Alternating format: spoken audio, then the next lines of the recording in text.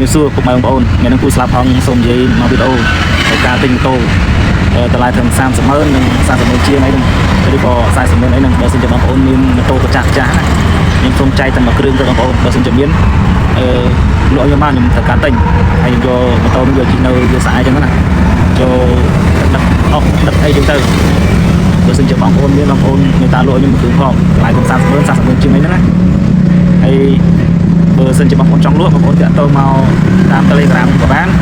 ឬក៏តាម chat Facebook page ក៏បានដែរហើយ Telegram ខ្ញុំដាក់នៅក្នុងខាងនេះចឹងបងប្អូនអាចបានបងប្អូនតាក់ទងតាមហ្នឹងមកខ្ញុំនឹងចូលតបមិនបងប្អូនខ្ញុំទិញតាមមួយគ្រឿងបងប្អូនប៉ុន្តែខ្ញុំទិញមិនយកទៅណាទេខ្ញុំទិញយកទៅជីតាមវាសាទេខ្ញុំទិញដឹកអស់ដឹកអីចឹងណាយកដឹកស្អីដែលយើងចង់ដឹក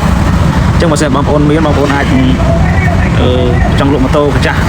ណាមួយដែលឲ្យខ្ញុំចឹងណា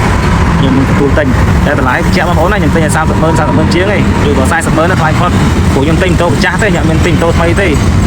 ចឹងបើសិនបងប្អូនមានបងប្អូនអាចតាក់ទងខ្ញុំបានគូស្លាប់ផងអរគុណ